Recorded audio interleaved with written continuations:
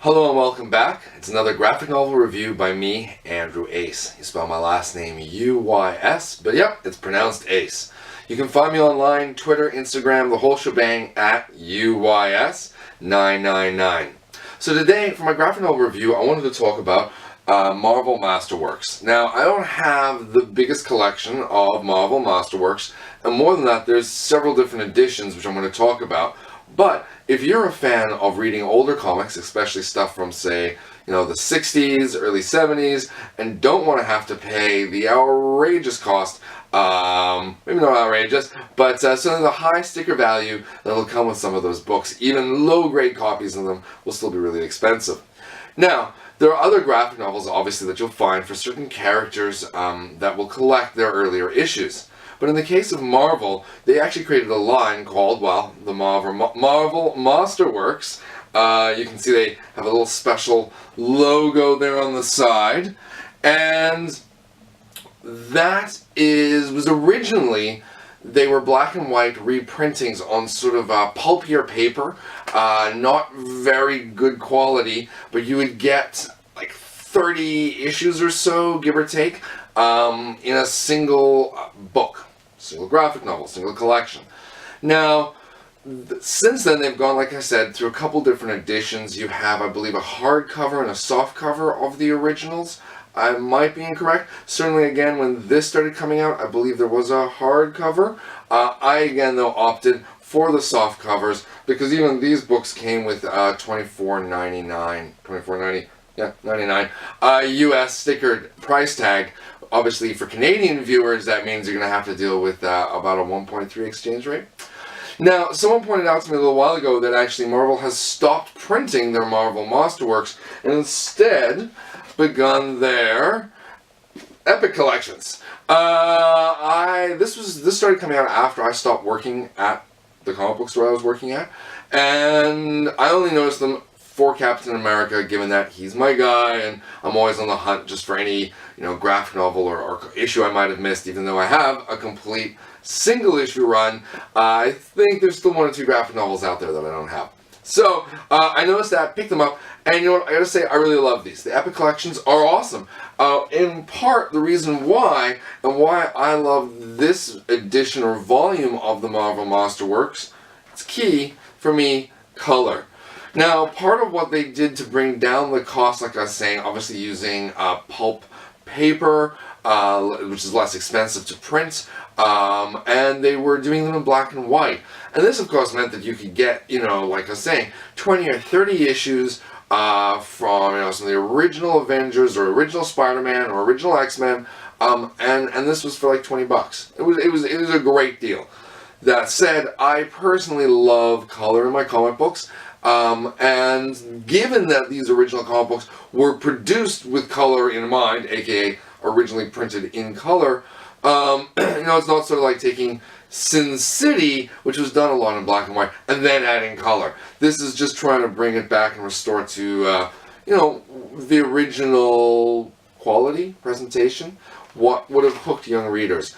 And I mean, that's what's also great. I try to give age ratings on a lot of the different graphic novels, but I mean, these were the comic books meant for kids back, when comic books were only meant for kids. Certainly this is going to be, age appropriate for really any age. If you're a little bit worried, it's sort of say maybe 9 or 10 plus. But I mean, reading these just recently myself, they were hilarious in certainly some of their, I want to say censored, but I almost a couple times my mind could hear, Fuzzy Sock Sucker is the, bleep out that they tend to do on, say The Usual Suspects, or, movies where characters are swearing a lot, and it certainly felt a little bit like, this was a comic book to have with your glass of milk and your slice of apple pie, maybe your cheese slices, and that really, you couldn't go wrong, whoever you were giving this to as a reader. So I just got to enjoy, and finished a little while ago, volumes 1, 2, and 3 of the Avengers, and this is sort of also in part what I'm recommending here today. These Avenger issues are phenomenal. They are a little hokey at times, a little cornball at times, but they're still phenomenal. You got Stan Lee writing.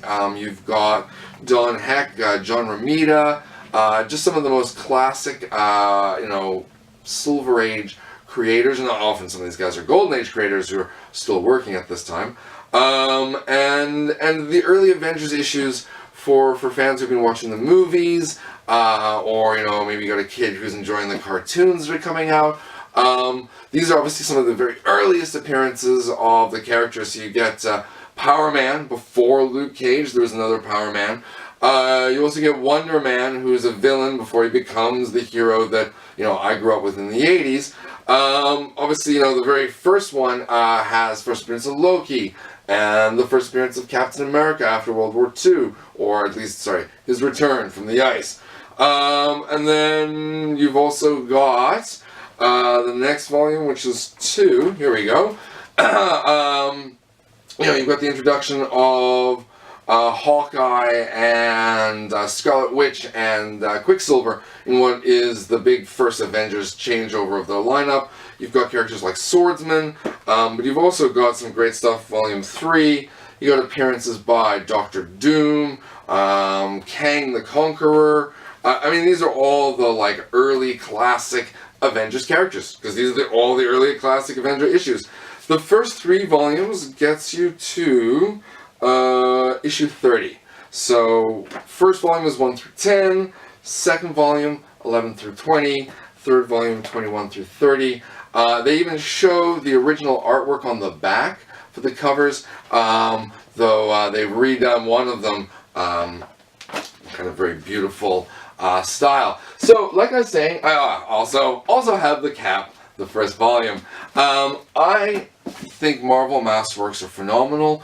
If they are actually all out of print, I would say 2 choices. 1, go bin hunting. You're going to then find those Marvel Masterworks very quickly at about 30 to 50% off. And that's sort of what I want to do to try and add to that collection. But the other choice then is, just work out where the issues jump or basically come together between the 2 different volume sets, and just switch over to the Epic Collection. I know for Cap, I'm going to be trying to hunt down these books.